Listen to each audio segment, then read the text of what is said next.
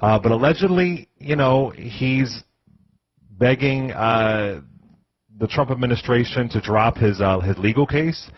What are your thoughts right now? And he's refusing to resign. What are your thoughts right now as far as what's going on with Mayor Eric Adams? Let's make sure we set the record straight on why we desperately need a change. We have a mayor in Eric Adams who decided to cancel the celebrations of Dr. King so that he could celebrate Donald Trump. Want that to sit there with everybody. Canceled 3 events to celebrate MLK with New Yorkers to sit in an overflow room for Donald Trump. Why?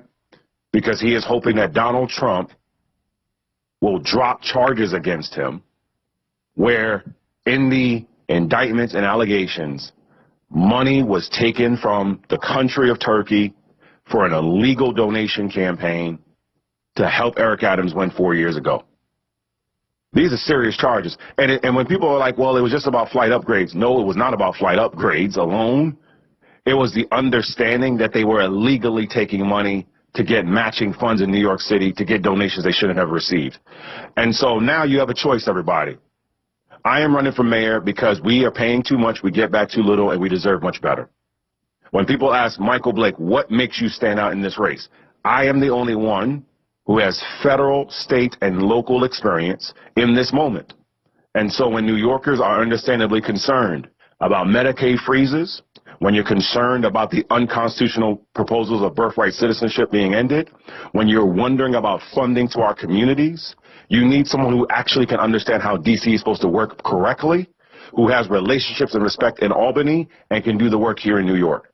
And so simultaneously, that approach is all intertwined in why I'm running.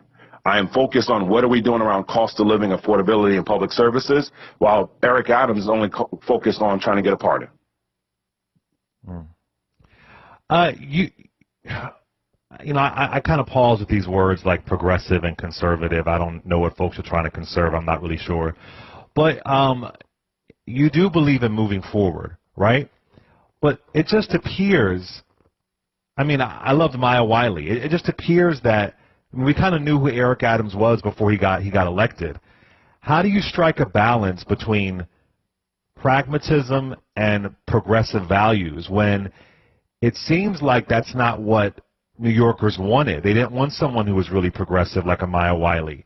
When Mayor Eric Adams ran for office, nonetheless, he still won. A former cop, was once a Republican. What's the balance here? I sometimes wonder, is New York City as progressive as folks believe it is?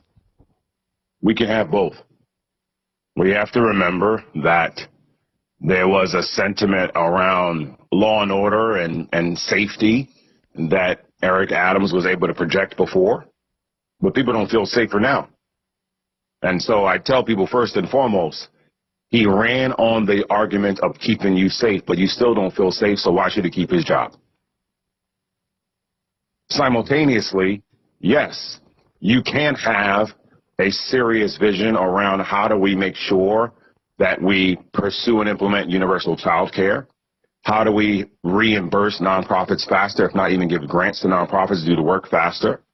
How do we ensure that students have mandatory civics, financial literacy, and mental health before they graduate? And that New York City high school students can understand that you have an automatic entry into CUNY if you so choose? We can have those progressive mindsets and policies while also making sure that we're meeting people in the middle. And so when I say to people, you can't have both, and if you want both, you have someone in Michael Blake to be that candidate. When we think about 4 years ago, we had incredible candidates that had very different visions, approaches, and policies. And now you have that similar dynamic. So you have in one regard a man who is essentially saying, you should trust me, I'm doing a good job, even though New Yorkers don't feel that. You have others who are essentially saying, trust me, let's go back to the past policies, what we want to do.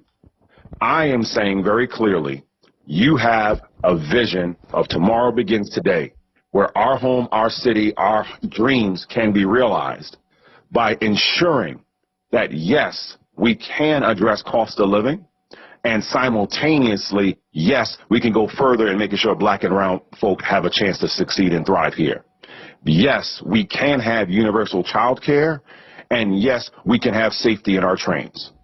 Yes, we can ensure that our police are having the opportunity to do their jobs safely, ethically, and correctly, while simultaneously, yes, we can address mental health concerns and actually encourage people to use the 988 hotline for that purpose. Yes, we can end poverty in New York City, a city where we have $3.1 billion in available reserves. And yes, we can end homelessness by ensuring that there are better incentives for landlords and developers so that you are actually building middle-class housing and working-class housing, not just for those that are below in poverty means. And so, Clay, to your question, we can have it all. We can have it all in terms of being serious as a manager, because a mayor is a manager, and I know how to manage teams, and also have the values that ensures that we are living out the dreams that New Yorkers deserve. So you said two really important things I'd love for you to unpack for the audience.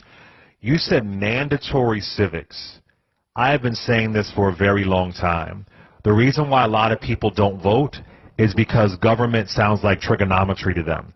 And they don't learn civics in schools anymore. Young people aren't learning civics. They don't understand, how does a bill go from the House to the Senate, then goes back to the House, then goes back to the Senate, and it's ratified and changes. So explain how you would put mandatory civics in schools. Part of the curriculum. You know, it's very similar to how we've had changes.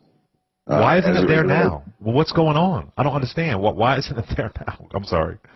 Well, I mean, fundamentally, you know, it's not there now because we have not ensured and treated it as the priority that we need to. This comes down to leadership. Fundamentally, comes down to leadership. Comes down to executing. Comes down to mobilizing and saying that we're going to make this happen. Right. This is similar to when I worked for President Obama and people said, well, how are you going to go get health care done? And we said, we're going to. Right. You know, this goes down to when Mayor de Blasio said we're going to have, you know, universal 3K. You need a leader who says that this is the priority and we're going to make this happen. And you mentioned about the challenges that nonprofits face and getting slow government payments, and nonprofits have been under attack with some of Trump's executive orders. So what's your plan through cutting through bureaucracy and ensuring that nonprofits can keep their doors open and serving communities? For folks who don't understand, nonprofits are really the heart of communities in the Bronx, in Brooklyn, in Queens. They're really, really important. So how can you ensure they can cut through all that BS to make sure they can keep their doors open?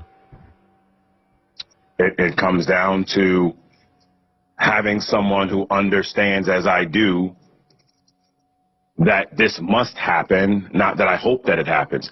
Look, when you have a scenario that essentially 66% of services across New York City are being executed by nonprofits, but then we're telling nonprofits that we're going to reimburse them after the fact, and that they have to have a certain level of funding up front, it's unfair to them. If we know we have the funds, then we should pay them consistently. I would never say to you, Clay, you know what, I want you to do the work, I want you to be a great employee. I know we talked about paying you every 2 weeks, but how about I pay you every 2 months instead? That doesn't make any sense. It's not logical. And so I wouldn't do that for an employee, so I shouldn't do that for the nonprofit. And so fundamentally, we should be having a system where when we're receiving in the funding, we are granting it to you as opposed to me making you demonstrate you have done the work.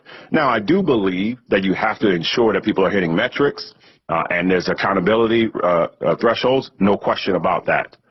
But there is a level of trust, and we're either going to say that we trust our nonprofits to do the work or not. And if you didn't trust them, then why would you grant them the award in the first place? And so fundamentally, it is, again, a responsibility of what we need to do.